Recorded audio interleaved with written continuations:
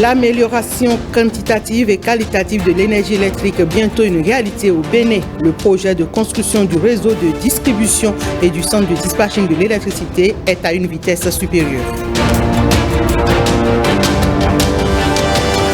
Apiti Ginette Octavie prend officiellement service. La nouvelle secrétaire exécutive de la mairie de Boycon est installée dans ses fonctions à l'issue d'une cérémonie solennelle.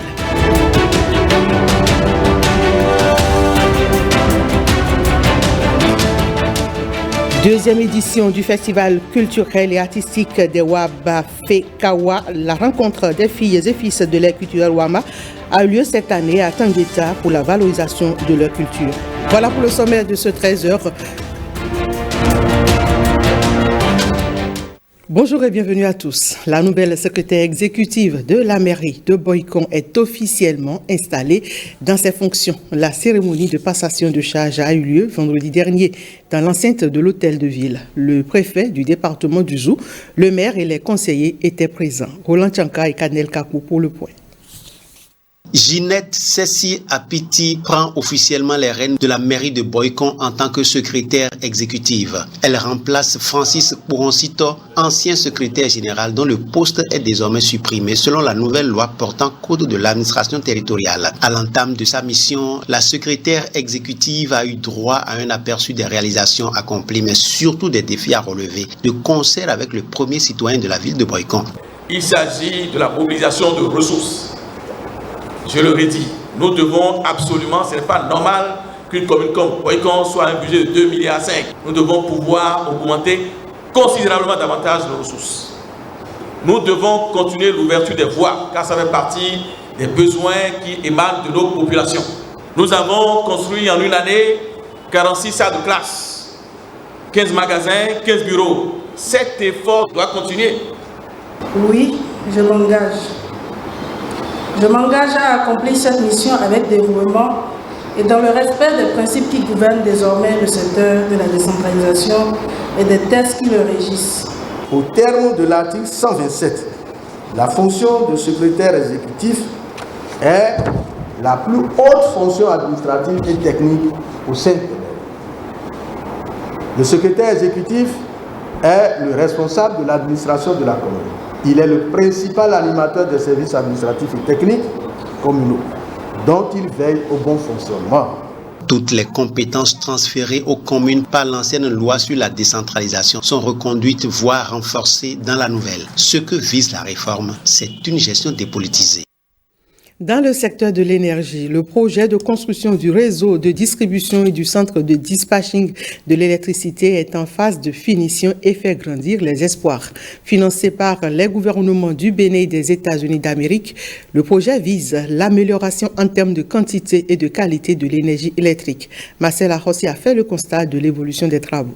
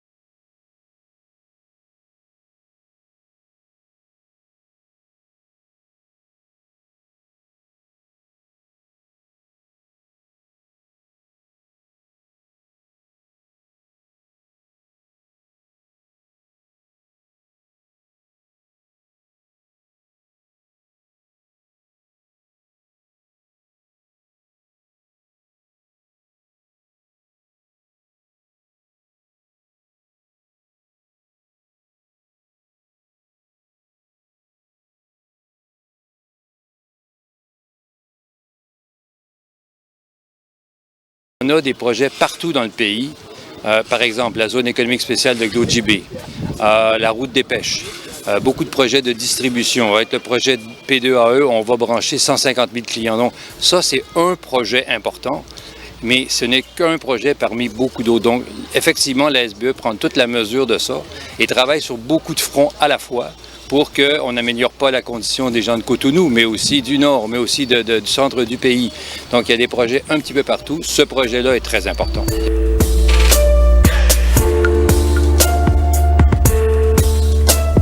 Ici, la tour de contrôle, le cerveau de l'électricité au Bénin, construit sur une superficie d'environ 2000 m², à Kassato, dans la commune d'Abomey-Calavi.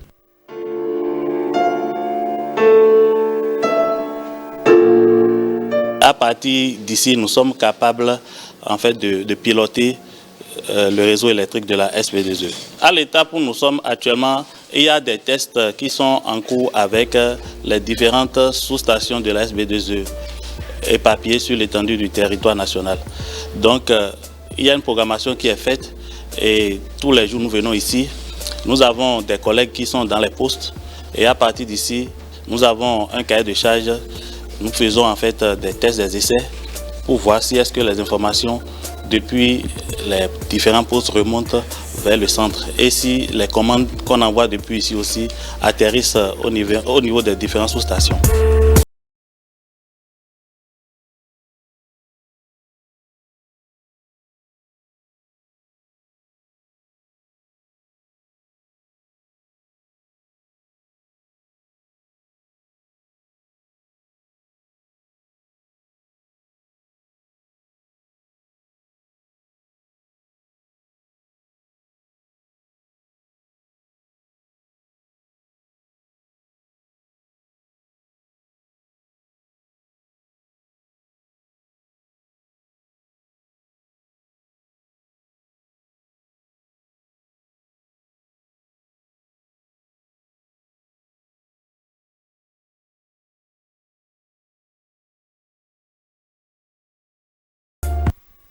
Femmes, affaires et Dieu, un ouvrage de 164 pages qui parle de la vie d'une femme. Une femme pour qui les affaires n'ont plus de secret. Et elle attribue le mérite à Dieu. Francine Aïssi-Ouani, puisque c'est d'elle qu'il s'agit, retrace 50 années de sa vie dans un ouvrage. Son titre, Femmes, affaires et Dieu. Ola Rodrigue Bagueto et Bruno Rotepo ont pris part à la cérémonie de lancement de l'ouvrage. L'empressement du monde ici présent pour ce livre est semblable à un trésor longtemps resté caché et aujourd'hui à la portée de tous. Dans son ouvrage d'un peu moins de 170 pages, l'auteur dévoile sa vie après un demi-siècle d'existence. Lorsque j'ai atteint les 50 ans de ma vie, cela fait 4 ans déjà désormais, et 25 ans d'activité professionnelle. Je me suis arrêté donc pour jeter un regard sur le rétroviseur pour voir un peu ce que ma vie a été. Pour rendre grâce à Dieu parce que j'ai compris que de tout ce que j'ai pu toucher ou faire, ce n'était pas de ma force seulement.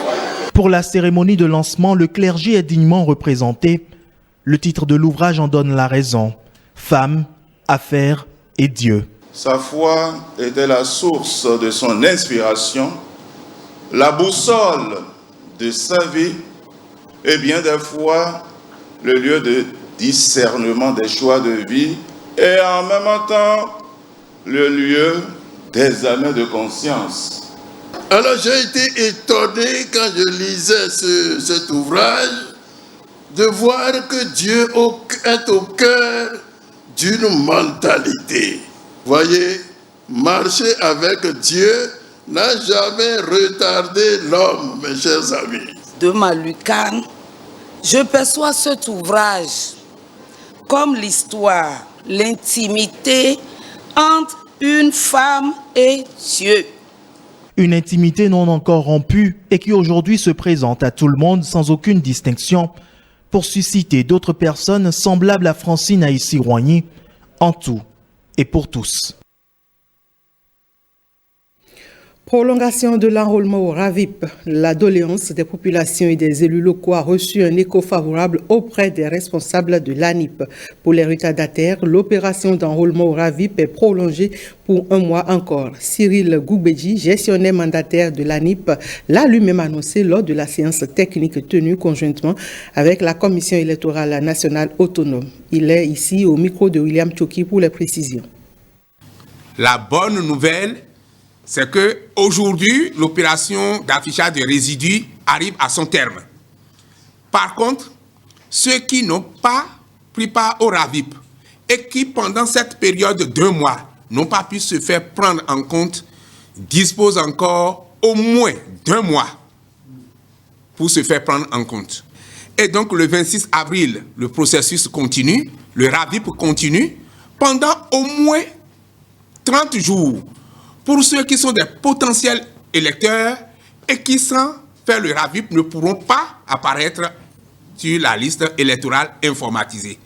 Et après cette période d'1 mois, donc du 26 avril au 26 mai, nous allons encore consacrer 4 semaines, donc un autre mois. Ça va faire 2 mois pour les enfants qui n'ont pas fait le RAVIP, et qui en auront besoin pour leur inscription à la rentrée prochaine, et des gens qui n'ont pas l'âge de voter et qui n'ont pas fait le RAVIP, qui en ont besoin parce qu'ils auront besoin d'actes de naissance sécurisés, de CIP ou de carte d'identité. Nous consacrons encore un autre bon mois au profit de ceux-là.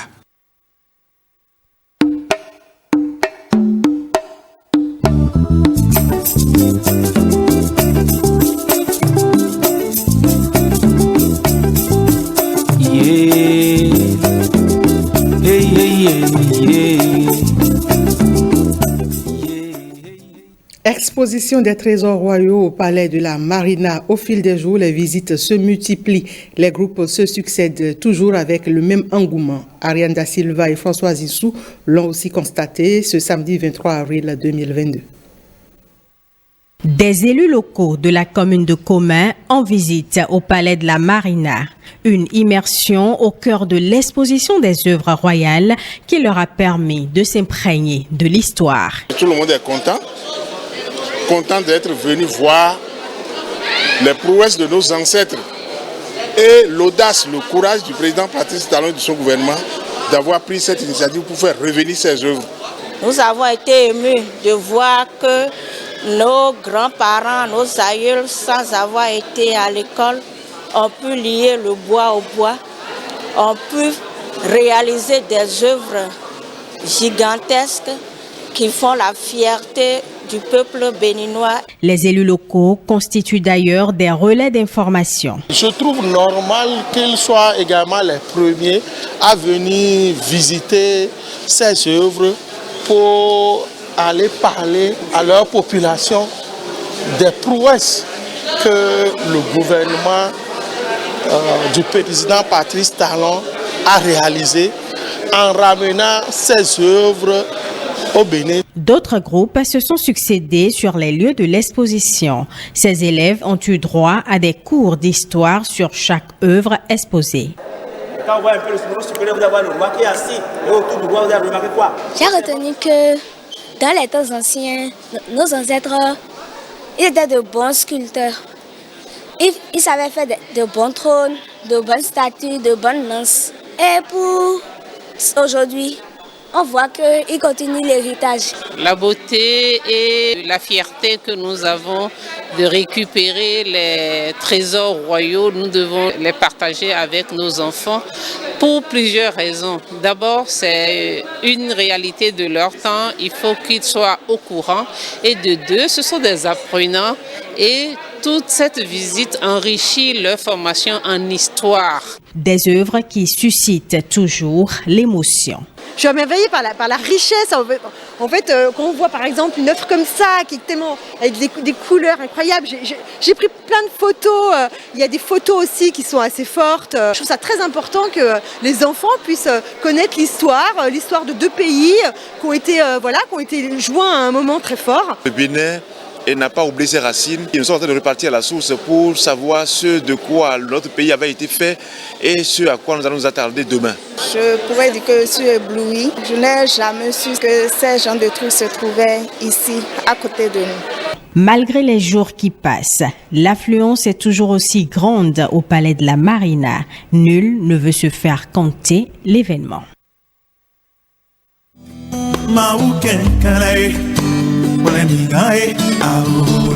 Du 20 février au 22 mai 2022, la présidence vous ouvre ses portes pour une immersion publique et gratuite dans plus de 3 siècles d'histoire de l'art du Bénin. Venez découvrir les trésors royaux restitués par la France, tout en vous plongeant dans la création contemporaine des artistes du Bénin et de sa diaspora. L'art du Bénin d'hier et d'aujourd'hui se révèle à vous tous les jeudis au vendredi de 15h à 18h30 et samedi-dimanche de 10h à 18h30. Renseignements www.expoartbenin.bj et réseaux sociaux.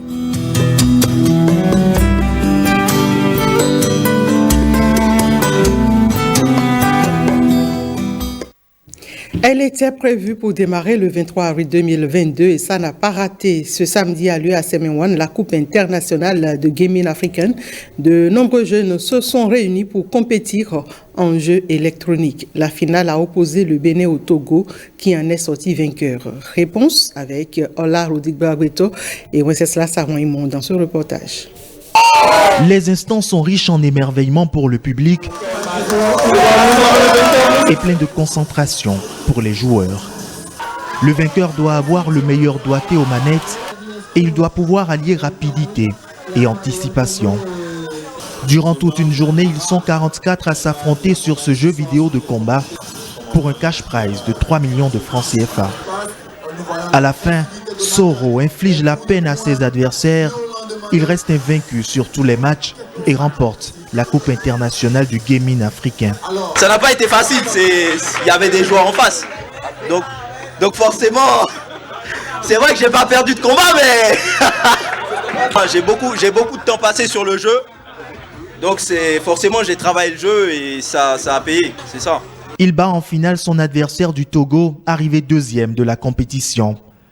Du côté des dames, c'est Enora qui remporte la première place. La jeune femme à l'apparence d'agneau s'est révélée un vrai loup aux manettes. Je suis super contente, vraiment super contente. J'étais la débutante. C'est grâce à tous les joueurs qui nous ont aidés à progresser durant cette journée en fait que j'en suis là maintenant. L'ambition était grande, montrer la capacité d'organiser une compétition de e-sport aux standards internationaux. À l'arrivée, les organisateurs sont fiers d'avoir réussi. Une réussite totale, comme on n'en a jamais vu, et les témoins en parlent déjà. Et donc on espère qu'on va pouvoir aller encore plus loin et donc étendre ces compétitions sur tout le continent africain. Ce que je voudrais, c'est que le gouvernement aide le pays à s'épanouir sur la scène e-sport en fait. Le e-sport s'exprime de plus en plus au Bénin. Il déchaîne des passions et laisse entrevoir des champions du futur. Le transfert du patrimoine matériel et immatériel entre générations et la valorisation de la culture Wama sont entre autres les objectifs du festival culturel et artistique de Waba, Fekawa. Les filles et fils de cette communauté, sous la houlette de la Commission nationale de la langue Wama, ont organisé à Tanguieta leur deuxième édition de retrouvailles. Suivons le reportage. Sur ces acteurs de la ville de Tanguieta, un peuple déterminé à préserver sa culture. Après plusieurs éditions manquées en raison du Covid-19, la communauté Wama célèbre enfin son festival culturel et artistique, Fekawa. Le festival culturel et artistique de Wama, Fekawa, est une manifestation artistique, culturelle, touristique qui a pour objectif de préserver, de valoriser, de promouvoir toutes les pratiques connues ou non de l'art et de la culture Wama. Je voudrais saluer ce génie Wao qui loge en chacun de nous et qui, même in extremis, nous fait lever pour nous battre pour la cause commune. Soyez-en tous remerciés pour le pari gagné. Peuple Wao, sois fier de ton patrimoine culturel que tes ancêtres t'ont légué. Sois fier de ce que tu es et avance en toute quiétude sur le boulevard de la prospérité et du développement. Je vous exhorte donc à ne pas vous laisser diviser par quelque ordre de considération que ce soit, mais que la culture soit un élément fédérateur. Le comportement adopté par les uns et les autres doit, à la fin du festival, favoriser, sinon susciter l'envie de perpétuer l'événement, et je vous exhorte à conduire les choses dans ce sens. Bien qu'il soit à sa deuxième année, le FECAWA continue à relever des défis.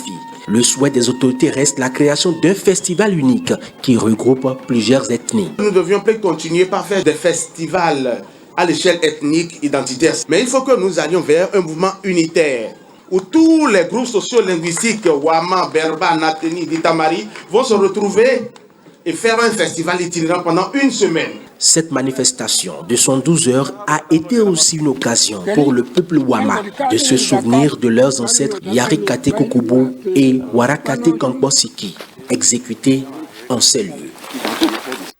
Au thème de cette deuxième journée du FECAWA, quelques personnalités natives de l'Atakura ont exprimé leur satisfaction. Vous savez, lorsqu'un peuple perd sa culture, il ne représente plus rien. Je dis souvent qu'au rendez-vous des cultures, il faut que chacun ait son mot à dire. Voilà pourquoi ce que nos ancêtres nous ont légué, nous avons le devoir absolu de le préserver. Le peuple Waba est éparpillé dans quelques communes de l'Atakura. Et donc c'est ce festival qui nous donne l'occasion de nous retrouver, de nous connaître et de voir ensemble comment préserver cette richesse culturelle que nos parents nous ont léguée. C'est vrai que des communautés nous ont précédés, mais nous pensons que c'est une bonne voie. Il y a des communautés qui n'ont pas encore suivi le chemin, je les invite, comme nous autres, et comme tant d'autres communautés, à faire la même chose, afin que notre identité culturelle soit notre force. C'est une fierté pour nous qui sommes de cette ère culturelle. Tout ce qui est en train donc de passer là, c'est la chose que nous vivons, que nous avons vécu, et que nous voulons la pérennisation. Comme vous l'avez suivi, un peuple qui oublie sa culture, c'est un peuple qui se meurt. Et donc nous ne voulons pas que la culture Wama, tout ce que vous avez vu comme danse, différents rythmes, on ne veut pas que cela disparaisse. Et donc il faut retransmettre cette culture-là à la jeune génération pour que la culture ne meure pas. Et nous constatons effectivement que les enfants qui sont en train d'être initiés suivent véritablement le chemin.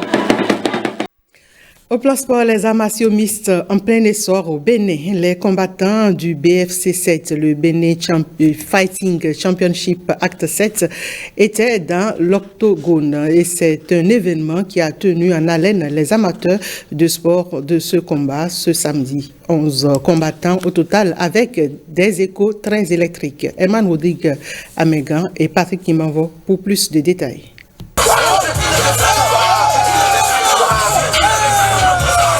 Non, ce n'est pas Johnny la torche humaine.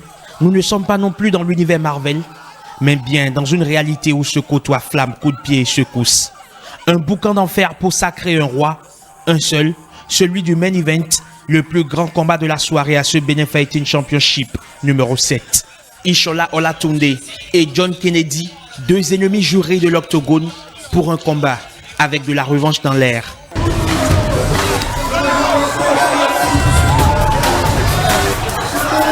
Un an que John attendait ce remake pour enfin s'affirmer.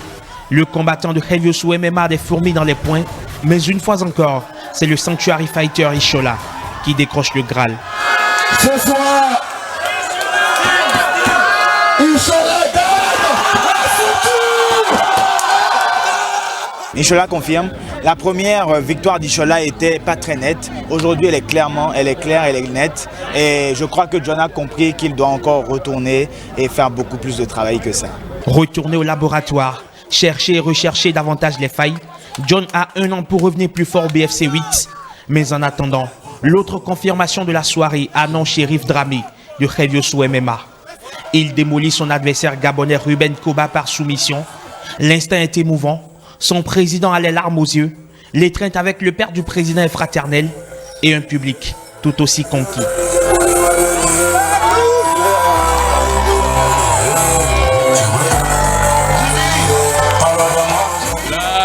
On dit que le travail continue. Dans les temps forts de cette soirée MMA de 11 combats, on retiendra ce joli crochet du Nigérian Jakel Ayana, surnommé dans son pays l'assassin souriant. La victoire de Nora Cornol venu de la France, tout comme son compatriote Abdallah Belawi.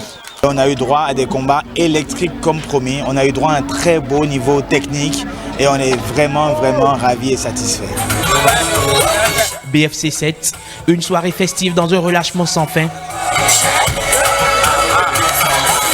Et des combats allaient jusqu'au bout de la nuit, mais passés vite, très vite, comme sur une autoroute.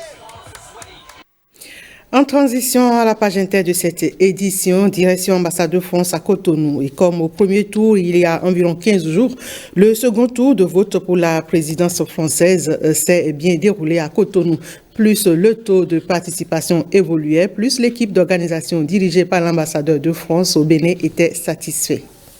On a une fréquentation à peu près constante depuis le début de la journée, alors qu'il y avait eu un rush la dernière fois pour le premier tour en matinée. Et puis, si vous voulez, c'est un exercice de démocratie que nous réalisons tous les 5 ans et qui est important pour tous les Français qui sont en France, mais aussi les Français qui sont à l'étranger, qu'ils soient uniquement français ou franco-béninois, franco-libanais, ou franco une autre nationalité, puisque dans notre pays, dès lors que que quelqu'un a la nationalité française, il peut voter même s'il réside à l'étranger. En France, les Français se sont donc rendus aux urnes ce dimanche et pour le compte du second tour du scrutin présidentiel. Au soir de cette élection, les chiffres se précisent avec une victoire certaine d'Emmanuel Macron face à Marine Le Pen. Et cette réélection d'Emmanuel Macron a suscité cet édito de Lénaïk Agbazaou.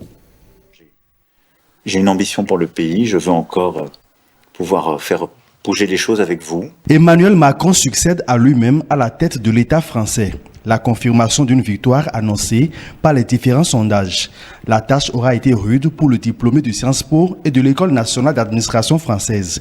Il a dû batailler dur entre les 2 tours du scrutin, marqué par le face-à-face avec Marine Le Pen, la candidate du Rassemblement national.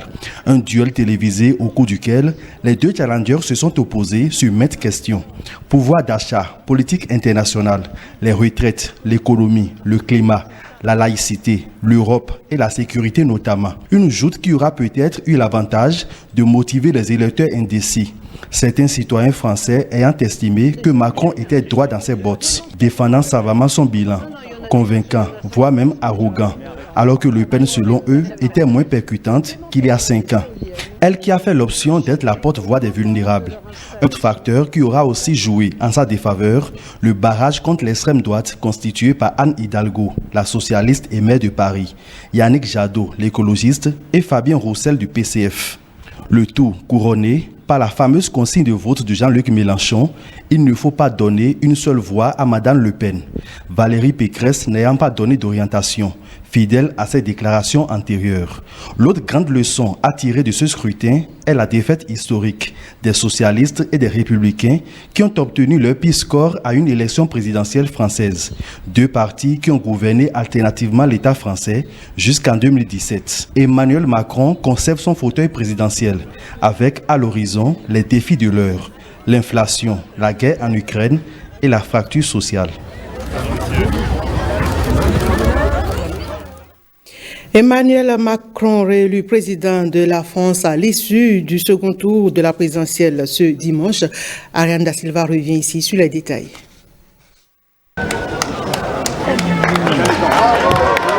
Un nouveau mandat pour Emmanuel Macron. Le président français sortant a été réélu ce dimanche à l'issue du second tour de la présidentielle avec 58,2% des suffrages. Son challenger Marine Le Pen obtient quant à elle 41,8%. Selon les estimations, sur les plus de 48 millions de Français attendus aux urnes, seulement 63,23% ont voté. 28,02% se sont abstenus, soit 2,8% de plus qu'en 2017. Avec cette victoire, Emmanuel Macron devient ainsi le 4e président de la 5e République à être réélu. La cherté de la vie, c'est aussi l'actualité induite. Elle est induite par la guerre russo-ukrainienne. Elle a également eu des conséquences sur le vécu quotidien des Sénégalais. Les populations ne savent à quel saint se vouer. Jérôme Humbo nous en parle. Au Sénégal, à l'instar d'autres pays de la sous-région, les populations traversent aussi des moments difficiles des conséquences de la guerre russo-ukrainienne. Les produits alimentaires de première nécessité connaissent une augmentation des prix. Tout est augmenté. Actuellement, il y a même pénurie de sucre en poudre au Sénégal. Quand on est mère de famille, qu'on va chaque jour au marché, qu'on voit que l'augmentation de jour en jour, ça augmente, les gens sont très fatigués. C'est vraiment très dur et je ne trouve pas d'explication à toutes ces hausses. Chaque mois, le riz et l'huile augmentent. Le sucre est actuellement même en pénurie. Moi, je suis commerçant, mais je suis obligé de vendre à perte. Sinon, mes clients sont encore plus exaspérés. La situation est vraiment très difficile.